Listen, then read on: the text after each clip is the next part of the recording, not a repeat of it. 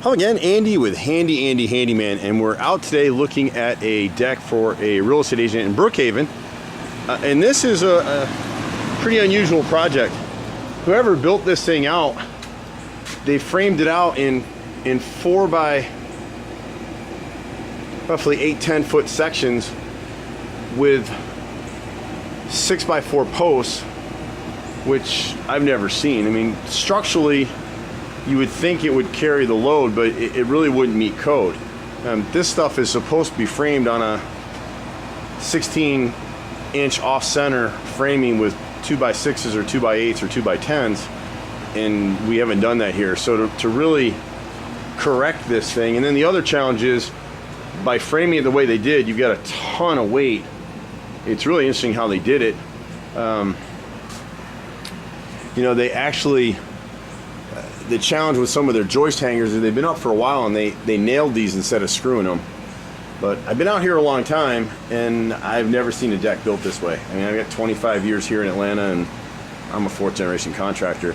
One of the challenges, what it looks like they did, is someone rebuilt an old deck using these old metal posts, and the problem here is that they've settled and the mounting plates at the back edge here are rusting through and rotting through on these two in particular.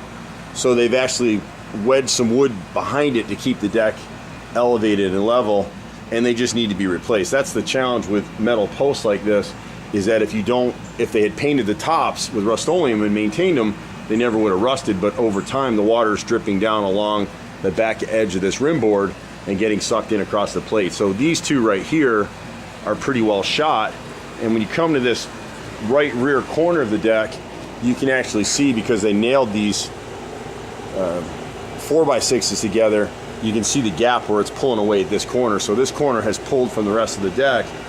Our recommendation would be to replace all 5 of these metal posts with pressure treated.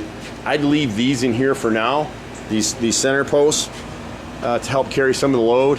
And what we would actually do is we would come through and tie it all back together by running 2x6s or 2x8s on a 16-inch off center with joist hangers all the way through, running the load this way. And that would tie it all back in, and I believe it would meet code at that point. The only other caveat is we need to check all these bolts and make sure that they're actually bolted through the rim board and into the framing of the house and into the sill joist on the other side. And it depends on how this basement is finished if we get eyeballs into that. This section over here, the railing system is great. They did a great job on it. All the posts are bolted. They're within 6 feet. So whoever did the railing system did a great job. It looks like this was done by a different contractor than whoever did the main deck. And it'd carry the load. The only thing that's not carrying the load are these outside posts. When you see 2, 3, 4 inches of separation, you can't have that. So again, our recommendation would be to replace the 4 outside posts and the 5th one headed towards the sidewalk. Leave the ones in the middle for now, and then come in here and add 2x6s or 2x8s all the way through to frame it to mirror what they did here. Basically, this is what they did over here. And this was an older deck, so to meet today's code, you can't use a ledger board anymore unless you put 3 screws under each one of these. So someone would want to come through here. Structurally, it's sound right now. This is a small area of the deck. It's only a 1-story deck, so I wouldn't worry about bringing it up to code over here. They set these posts. We'd have to probe them and make sure they're all set in concrete. But if this is going to end up being potentially a rental home, and it hasn't come up on an inspection report while it's been for sale, I wouldn't be concerned about it. But I would be concerned with the structural repairs on this main deck section right here. We pretty much do everything. You know, a homeowner could also get a structural engineer in here to spec this thing.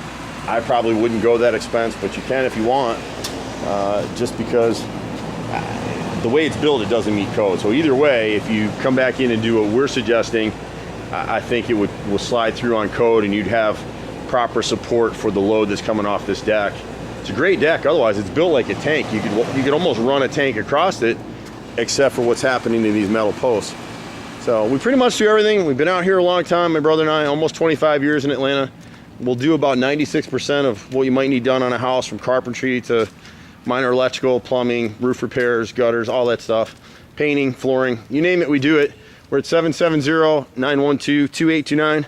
I'm Andy. You can find us online at handyandyfixit.xyz. Bye for now. See you at the next house.